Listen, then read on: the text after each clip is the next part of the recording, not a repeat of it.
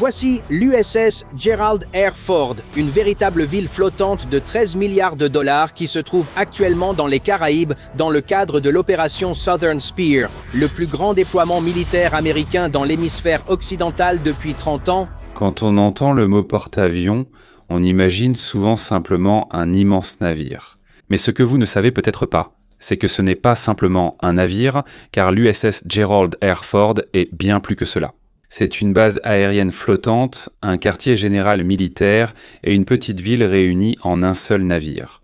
Et l'une des parties les plus impressionnantes de ce navire, c'est le pont d'envol. C'est l'endroit où les avions de chasse atterrissent, décollent et sont préparés pour leur mission. Selon la marine américaine, le pont d'envol de l'USS Gerald R. Ford a une superficie d'environ 4,5 acres. Pour mieux imaginer sa taille, on pourrait y placer 3 terrains de football côte à côte, et il resterait encore de l'espace. En ce qui concerne la longueur, il atteint plus de 1092 pieds, tandis que sa partie la plus large mesure environ 256 pieds.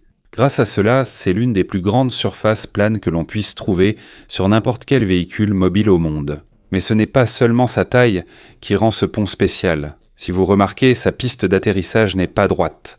Une partie de celui-ci est inclinée d'environ 9 degrés par rapport au centre du navire.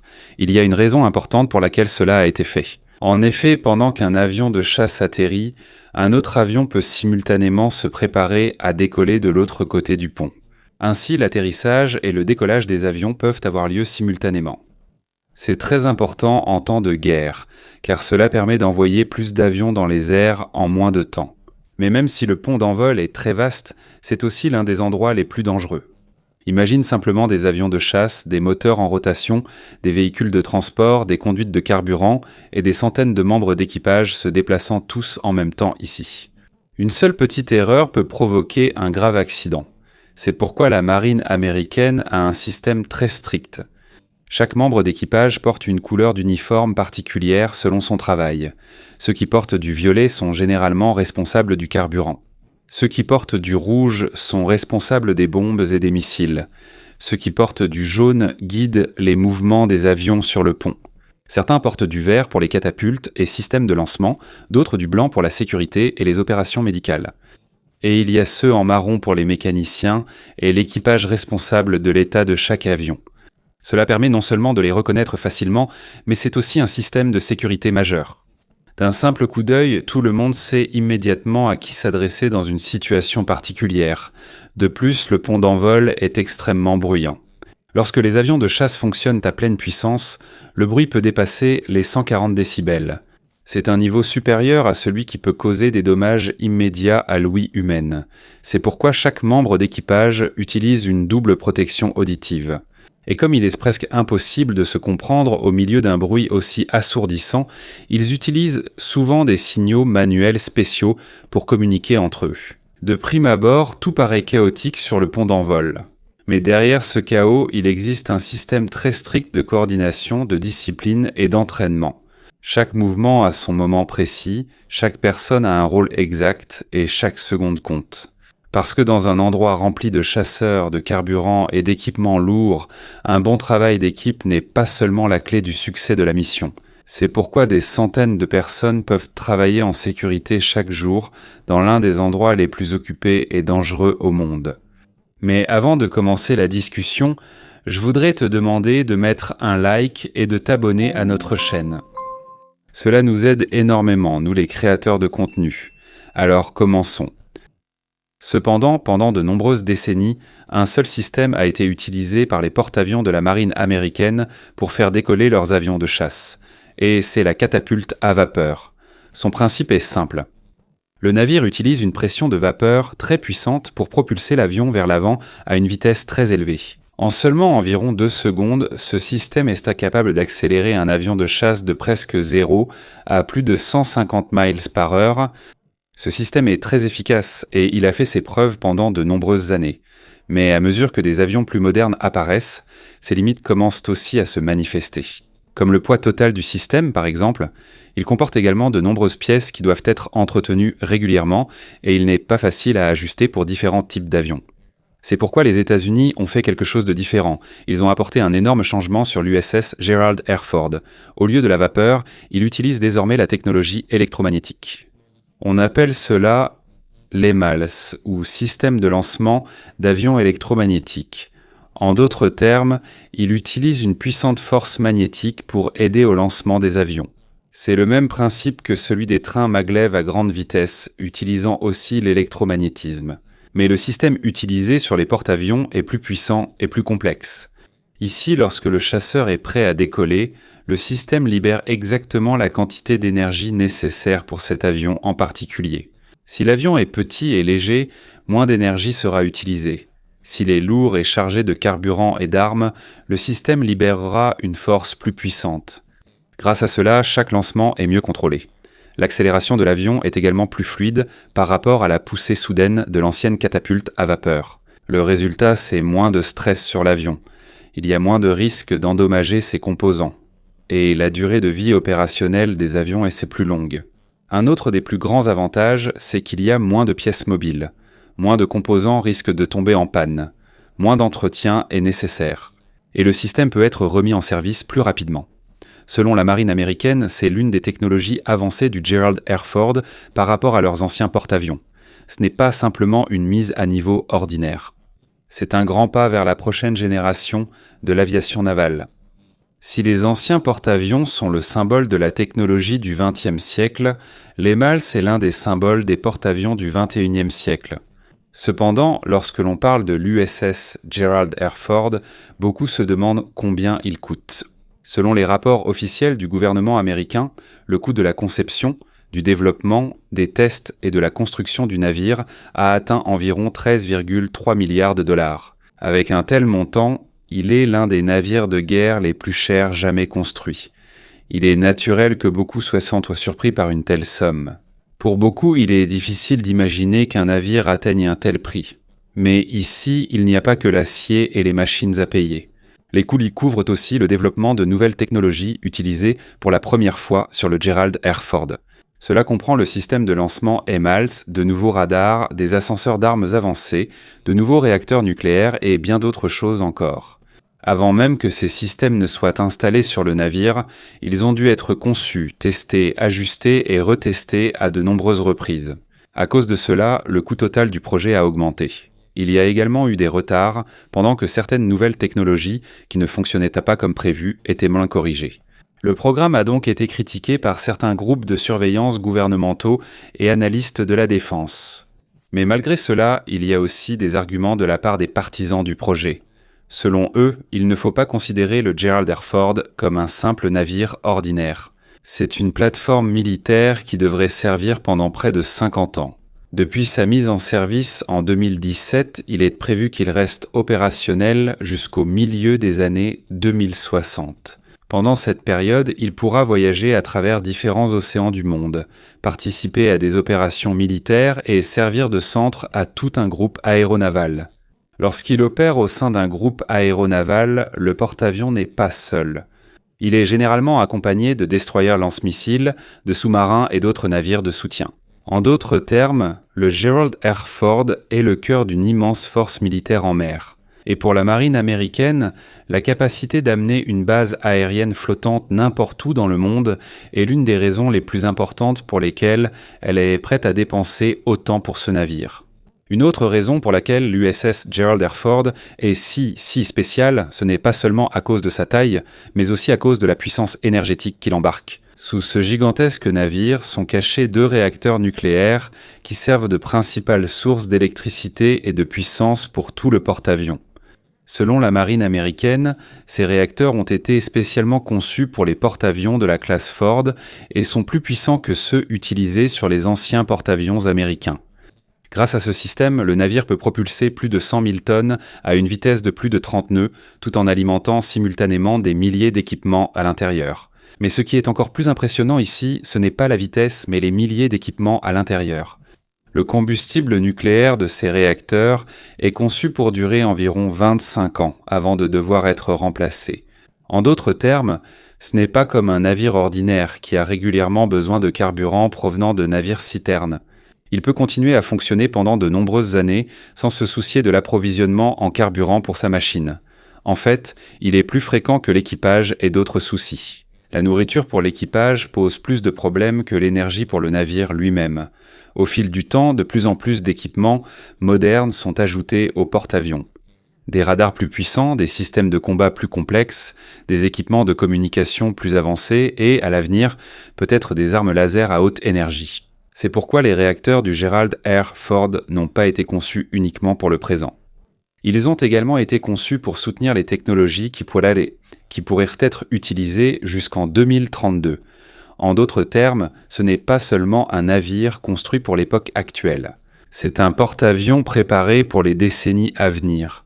Et toute cette énergie a un objectif principal, c'est de maintenir ces avions prêts à décoller à tout moment. Parce qu'en réalité, l'arme la plus importante de l'USS Gerald R. Ford n'est pas le navire lui-même, mais les avions qu'il transporte. En déploiement, le porte-avions est escorté par une aile aérienne complète composée de dizaines d'appareils aux fonctions variées, dont des avions de chasse pour le combat aérien. Il y a des avions pour les frappes de précision. Il y a des appareils pour la surveillance et le contrôle radar. Il y a des hélicoptères pour les missions de recherche et de sauvetage. Et il y a aussi des appareils utilisés pour le transport de personnes, d'équipements et de ravitaillement. Quand on réunit tout cela, c'est comme si on regardait une petite force aérienne, embarquée sur un seul navire. Et c'est pour cela que c'est si important. Les porte-avions, dans la stratégie militaire moderne, n'ont plus besoin de dépendre des aéroports d'autres pays. Plus besoin de permission pour installer une grande base aérienne. Il suffit d'amener le porte-avions où c'est nécessaire. Et en très peu de temps, vous disposez d'une capacité opérationnelle aérienne complète au milieu de l'océan. Au fil du temps, les avions utilisés par la marine américaine continuent d'évoluer. L'utilisation de chasseurs plus modernes comme le F-35C devient de plus en plus courante. En même temps, de nouveaux aéronefs sans pilote ou drones apparaissent, capables d'accomplir différentes missions sans nécessiter la présence d'un pilote à bord. Et comme l'USS Gerald R. Ford a été conçu pour un service de longue durée, on s'attend à voir de nombreux nouveaux types d'aéronefs sur son pont dans les décennies à venir. Il est possible que l'apparence de son groupe aérien soit différente en 2045 ou 2055, mais sa mission principale restera la même. Servir de base aérienne flottante capable de projeter la puissance aérienne militaire n'importe où dans le monde. Et si tu considères l'USS Gerald R. Ford simplement comme un navire, cette description est insuffisante. Il est plus juste de le considérer comme une petite ville flottant au milieu de l'océan. Lorsque le porte-avions est en pleine opération, il peut accueillir plus de 5000 personnes à bord. Cela inclut les pilotes, les mécaniciens, le personnel médical, les spécialistes en communication, le personnel de sécurité, les cuisiniers et des milliers d'autres membres de l'équipage ayant chacun leur propre rôle. En raison du nombre élevé de passagers, il offre la plupart des services d'une petite communauté, incluant une installation médicale. Il y a une clinique dentaire, un salon de coiffure, des services de blanchisserie, une salle de sport, il y a une chapelle pour différentes religions, il y a une petite boutique pour les besoins personnels de l'équipage.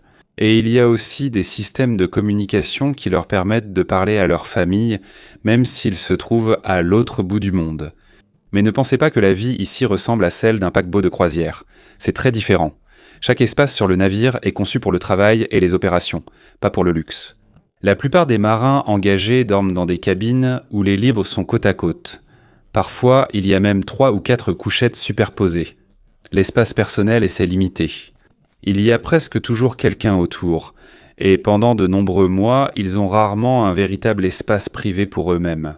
Mais malgré cela, ils apprennent à vivre en communauté. Car sur un porte-avions, le succès de la mission dépend non seulement des avions de chasse, mais aussi des milliers de personnes qui travaillent ensemble chaque jour. Et s'il y a une chose essentielle pour maintenir l'ordre dans une communauté de plus de 5000 résidents, c'est la nourriture. Chaque jour, l'USS Gerald R. Ford doit nourrir des milliers de membres d'équipage qui travaillent 24 heures sur 24. Selon la marine américaine, environ 18 000 repas sont préparés chaque jour à bord du navire. Cela inclut le petit déjeuner, le dîner et les repas pour le personnel de service à l'aube. En d'autres termes, c'est comme gérer un immense hôtel ou une université au milieu de l'océan. Mais la situation est encore plus difficile que cela. Quand tu es en mer, tu ne peux pas simplement commander plus de nourriture. Il n'y a pas d'épicerie, pas de service de livraison, pas de supermarché, rien à proximité. Tout ce dont l'équipage aura besoin doit être planifié à l'avance. C'est pourquoi le porte-avions dispose de grands espaces de stockage pour la viande congelée, les conserves, le riz, les pâtes, les légumes et d'autres aliments qui peuvent se conserver longtemps. Mais peu importe la quantité stockée, il arrivera un moment où il faudra en rajouter. C'est là qu'entre en jeu l'une des opérations les plus impressionnantes en mer. Pendant que le porte-avions continue de naviguer, des navires de ravitaillement s'approchent pour livrer de la nourriture, du matériel et d'autres fournitures essentielles. Cela se fait alors que les deux navires se déplacent sur l'océan. Grâce à des câbles, du matériel et parfois des hélicoptères, les fournitures sont transférées sans qu'il soit nécessaire de retourner au port. Grâce à ce système, le porte-avions peut rester en mer pendant plusieurs mois. Et tant que la nourriture et les fournitures continuent d'arriver, l'ensemble du navire peut poursuivre ses opérations. Au final, il est facile d'être impressionné par les avions de chasse, les systèmes de missiles et les armes nucléaires du USS Gerald R. Ford. Mais derrière toute cette technologie, il y a une vérité simple. Ce navire fonctionne grâce aux milliers de personnes qui travaillent jour et nuit. Et pour que chacun d'entre eux reste prêt, la petite ville qu'ils emmènent partout où ils naviguent doit fonctionner parfaitement, quoi qu'il en soit. En plus d'être l'un des porte-avions les plus modernes et les plus grands du monde, il y a aussi une raison spéciale pour laquelle il s'appelle l'USS Gerald R. Ford. Il porte le nom de Gerald Ford, le 38e président des États-Unis. Mais il n'était pas seulement un ancien président. Avant de devenir le dirigeant du pays, il a également servi dans la marine américaine pendant la Seconde Guerre mondiale. L'un des navires sur lesquels il a servi était un porte-avions dans le théâtre du Pacifique. C'est là qu'il a découvert à quel point la vie en mer était difficile et dangereuse pendant la guerre. Selon les archives historiques de la marine américaine, il a connu de violentes tempêtes, des opérations en pleine bataille et divers dangers auxquels étaient généralement confrontés les membres d'équipage des porte-avions pendant la guerre. Pour cette raison, pour de nombreux marins de la marine américaine, ce navire ne porte pas seulement le nom de l'ancien président. C'est aussi un rappel d'une personne qui a autrefois servi en mer et qui a connu le même genre de vie militaire que vivent aujourd'hui les membres de son équipage. Et si le nom du navire est important, une autre technologie cachée à l'arrière du pont d'envol est encore plus impressionnante. C'est le système responsable de l'une des tâches les plus difficiles de toute l'aviation, arrêter en toute sécurité un avion de chasse qui vient tout juste de quitter le ciel. Lorsqu'un avion de chasse atterrit sur un aéroport normal, il dispose d'une longue piste dégagée pour ralentir. Mais la situation est différente sur un porte-avions. La zone d'atterrissage est beaucoup plus courte que sur les aéroports terrestres. Ainsi, au lieu de ralentir progressivement, l'avion doit être arrêté en seulement quelques secondes. Cela se fait à l'aide de câbles en acier épais disposés sur le pont d'envol. Lorsqu'un avion de chasse atterrit, un crochet spécial à l'arrière de l'appareil attrape l'un de ces câbles. À partir de là, le processus d'arrêt commence immédiatement. Sur une très courte distance, un avion rapide doit s'arrêter en toute sécurité. Sur les anciens porte-avions, on utilisait des systèmes hydrauliques. Pour cela, le système actuel est très efficace et a fait ses preuves pendant de nombreuses décennies.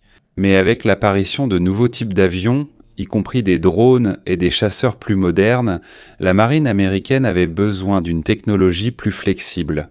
C'est pourquoi le système Advanced Arresting Gear, AAG, a été conçu. Au lieu de se fier uniquement à l'ancienne technologie hydraulique, il utilise des systèmes électroniques et d'absorption d'énergie plus modernes afin de contrôler plus précisément la force appliquée à chaque appontage. En d'autres termes, la force de freinage n'est pas la même pour chaque avion. Il ajuste automatiquement la puissance en fonction du poids, de la vitesse et du type d'avion qui atterrit. Ceci est crucial alors que la marine américaine multiplie les types d'aéronefs utilisés. Des drones plus légers, des chasseurs plus avancés et d'autres aéronefs à venir qui ne sont même pas encore pleinement utilisés aujourd'hui. Tout comme le système de lancement EMALS dont nous avons parlé plus tôt, l'AAG a également traversé un long développement et des phases de test avant de devenir pleinement opérationnel. Mais son objectif est simple. Rendre l'USS Gerald R. Ford plus sûr, plus précis et mieux préparé pour les aéronefs d'aujourd'hui et des décennies à venir. Si tu remarques la plupart des porte-avions, il y a une partie qui se distingue immédiatement, même de loin. C'est la grande structure qui se dresse sur le côté du pont d'envol. On l'appelle l'îlot. C'est là que se trouve la passerelle du navire. Des systèmes de communication des équipements radars et des centres de contrôle qui supervisent l'opération de tout le porte-avions. Sur l'USS Gerald R. Ford, le design des anciens porte-avions n'a pas simplement été copié. Dès le début du projet, la position et la conception de l'île ont été immédiatement modifiées afin de rendre tout le navire plus efficace. Elle a été déplacée plus près de l'arrière du porte-avions par rapport aux anciens navires de la classe Nimitz. À première vue, cela peut sembler n'être qu'un petit changement. Mais sur un porte-avions, chaque espace sur le pont d'envol est extrêmement précieux. Lorsqu'il y a plus d'espace libre à l'avant du pont, plus de chasseurs peuvent être stationnés, préparés et déplacés avant une mission. Plus les avions se déplacent rapidement, plus les opérations sont efficaces et plus d'appareils peuvent être lancés en une journée. L'île du Gerald R. Ford est également plus haute que celle de certains porte-avions précédents. Grâce à cela, les officiers responsables des opérations de vol ont une vue plus dégagée. Ils peuvent plus facilement surveiller l'atterrissage des avions, les mouvements du personnel et les autres activités sur le pont d'envol. Dans un endroit où les avions de chasse, les tracteurs, les véhicules de soutien et des centaines de membres d'équipage se déplacent en même temps, une bonne visibilité est extrêmement importante. Une petite erreur peut déjà causer un accident. En plus de cela, l'île abrite aussi certains des systèmes radars les plus importants du navire. Ces radars aident à détecter les avions, les missiles et d'autres menaces potentielles à de longues distances. En d'autres termes, l'île sert Dieu et constitue l'un des principaux centres de commandement de tout le porte-avions. Et pendant que ceux qui se trouvent sur le pont supérieur sont occupés à faire décoller les avions de chasse, une autre opération importante se déroule sous le pont d'envol. Dans la partie la plus profonde du navire se trouvent les zones de stockage où sont entreposées les bombes, les missiles et d'autres munitions. On ne peut pas simplement les placer sur le pont. Ils doivent être stockés en toute sécurité à l'intérieur du navire jusqu'au moment où ils seront nécessaires. Mais lorsqu'une mission est prévue, il faut acheminer rapidement les armes depuis les compartiments de stockage jusqu'au pont d'envol. Et c'est là qu'intervient l'un des systèmes les plus importants utilisés sur l'USS Gerald R. Ford, les ascenseurs d'armes électromagnétiques. Sur les porte-avions plus anciens, on utilisait des ascenseurs hydrauliques pour monter les bombes et les missiles depuis la partie inférieure du navire. Ce système était efficace, mais il n'était pas aussi rapide que ce que la marine américaine souhaite pour les opérations modernes. C'est pourquoi sur le Gerald R. Ford, ils ont utilisé la technologie électromagnétique. Reposant sur le même principe que certains des nouveaux systèmes du navire, ces ascenseurs utilisent également l'énergie électrique pour soulever les armes plus rapidement et plus efficacement vers le pont d'envol. L'objectif est simple. Plus les avions sont préparés rapidement pour la prochaine mission, plus ils peuvent retourner rapidement en opération. Pendant une intense activité militaire, même quelques minutes de retard peuvent avoir un impact considérable. La mise au point du système n'a pas été facile. Au cours des premières années de test, c'était l'une des technologies qui a rencontré de nombreux problèmes et retards. Il a été réparé et testé à plusieurs reprises avant d'être finalement prêt pour une utilisation régulière. Mais après un long processus de développement et de test, cela s'inscrivait dans l'objectif du Gerald R. Ford de rendre chaque aspect des opérations d'un porte-avions moderne plus rapide et plus efficace. Aujourd'hui, alors que la plupart des gens regardent les avions de chasse sur le pont d'envol, il existe un autre système presque invisible, mais extrêmement important pour la sécurité de tout le groupe aéronaval. C'est le système radar du USS Gerald R. Ford. Dans la guerre moderne, il ne suffit pas d'avoir des armes puissantes. Il faut d'abord détecter la menace avant qu'elle ne vous voie.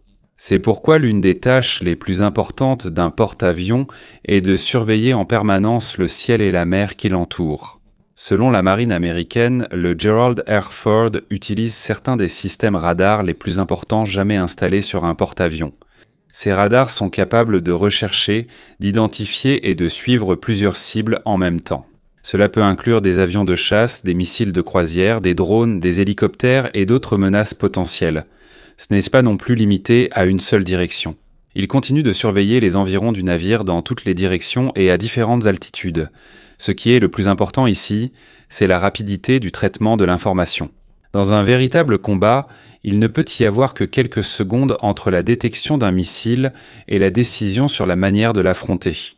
C'est pourquoi les systèmes radars du navire sont directement connectés à d'autres capteurs, équipements de guerre électronique, réseaux de communication et systèmes de combat. Le résultat est une image en temps réel de toute la situation autour du porte-avions. Plus les informations reçues par les officiers au centre de commandement sont claires, plus ils peuvent prendre rapidement les bonnes décisions. Mais même si le radar est très performant, il ne sert à rien si les avions transportés par le porte-avions ne peuvent pas agir. Et c'est ici que nous voyons l'un des critères les plus importants d'un porte-avions. Ce n'est pas sa taille ni son prix, mais le nombre de missions qu'il peut soutenir en une seule journée. Dans l'aviation militaire, on appelle cela le taux de sortie. Une sortie correspond à une mission complète d'un avion. Décollage, exécution de la mission, puis retour en toute sécurité sur le porte-avions. Plus le taux de sortie est élevé, plus le navire peut effectuer d'opérations. Plus de cibles peuvent être surveillées. Plus de soutien peut être apporté aux alliés. Et cela a un impact plus important lors d'une bataille. C'est l'une des principales raisons pour lesquelles le Gerald R. Ford a été conçu dès le départ comme un porte-avions plus efficace. Selon les objectifs officiels du programme de la classe Ford, ce navire a été construit pour pouvoir lancer plus de missions aériennes que les porte-avions précédents. Ce n'est pas dû à une seule technologie, c'est le résultat de la combinaison de tout ce dont nous avons parlé. Un système de lancement plus moderne, des ascenseurs d'armes plus rapides, une disposition du pont d'envol mieux organisée, des systèmes de maintenance plus performants et une coordination de l'équipage plus efficace.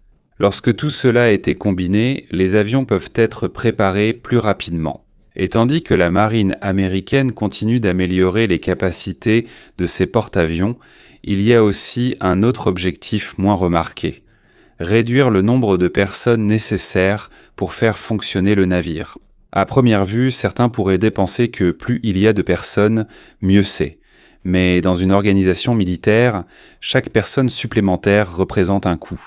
Il faut former, nourrir, équiper, loger et soutenir chaque membre du personnel pendant de nombreuses années de service. C'est pourquoi l'un des objectifs du programme de la classe Ford est d'utiliser l'automatisation pour réduire le nombre de membres d'équipage sans diminuer les capacités du navire. De nombreux systèmes ont été repensés pour nécessiter moins de personnel pour l'exploitation et la maintenance. Des tâches autrefois réalisées par de nombreux membres d'équipage peuvent maintenant être accomplies par moins de personnes grâce à des technologies plus modernes. Cela n'enlève rien à l'importance de l'être humain. Au contraire, cela met davantage l'accent sur l'utilisation de la technologie afin de rendre chaque opération plus efficace. Et c'est peut-être l'une des idées les plus importantes derrière tout le projet Gerald R. Ford. Cela n'a pas été fait uniquement pour les besoins actuels, cela a été fait pour les décennies à venir. Lorsque l'USS Gerald R. Ford a été mis en service en 2017, ses concepteurs savaient clairement qu'ils ne pouvaient pas prédire à quoi ressemblerait le monde en 2067. Les ennemis pourraient être différents, les technologies pourraient être différentes, la façon de faire la guerre pourrait également être différente. Mais malgré cela, ils ont essayé de construire un navire capable de s'adapter à ces changements. C'est pourquoi ces réacteurs disposent d'une grande réserve de puissance pour les technologies qui pourraient apparaître à l'avenir. C'est pourquoi ces systèmes de vol sont adaptés aux futures générations d'avions et que plusieurs parties ont été conçues pour être facilement améliorées avec l'arrivée de nouvelles technologies. Au cours des prochaines décennies, il est probable que nous verrons plus de drones, des avions plus avancés, des capteurs plus modernes et de nouveaux types de systèmes d'armes qui ne sont pas encore courants aujourd'hui. Et la marine américaine s'attend à ce que l'USS Gerald R. Ford soit prêt pour bon nombre de ces changements.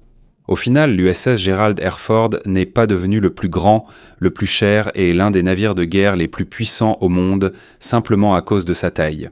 Il est devenu le symbole d'un objectif plus vaste, la capacité d'apporter une base aérienne complète au milieu de l'océan, de lancer des avions à tout moment, de faire tourner le navire avec des milliers de membres d'équipage pendant de nombreux mois et de rester prêt à relever les défis qui pourraient survenir non seulement demain, mais aussi pendant de nombreuses décennies.